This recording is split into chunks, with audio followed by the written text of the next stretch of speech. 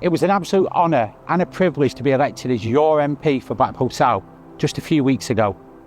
My hometown showed the country that we've had enough of Tory chaos, and I called on the Prime Minister to hold a general election and give the rest of the country the same chance and elect a Labour government. I didn't expect him to take me up quite so soon, but change for Blackpool South can't come soon enough. On the 4th of July, we're heading to the polls for a second time in as many months.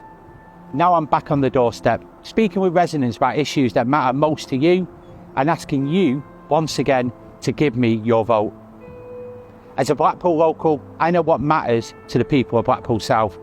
Since the pandemic, we've seen record numbers of visitors returning to our town, which has so much to offer. But whilst tourism recovery is central to the town's future, it's now time to focus beyond that for communities. I've dedicated my life to making Blackpool better. I have led an award-winning mental health charity in South Shore.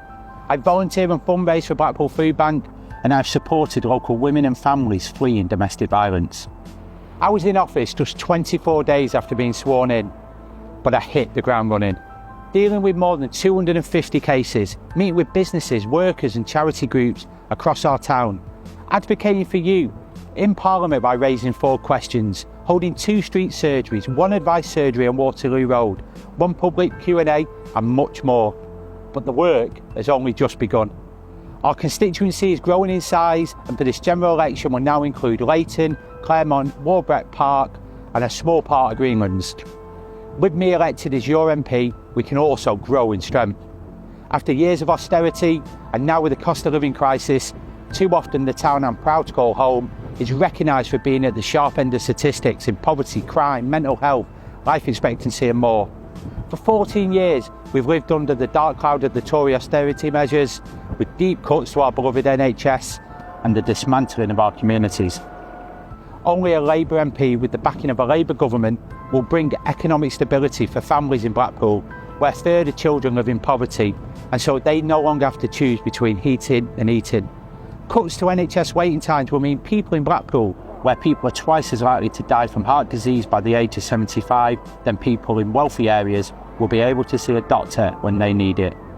Hundreds more police on the streets will mean in Blackpool, where weapon offences have increased by more than 400% since 2015, safety will be restored to our communities.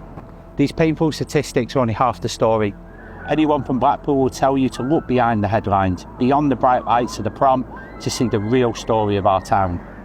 It's one that is alive with grassroots creativity, culture, a thriving LGBTQ+ community, and a wealth of fascinating lives that can only have been lived in Blackpool. It's one of community, resilience, and of people who may have very little but are always willing to help someone else who has less. It's time to turn the page of 14 years of misery. A vote for me on July the 4th is a vote for change.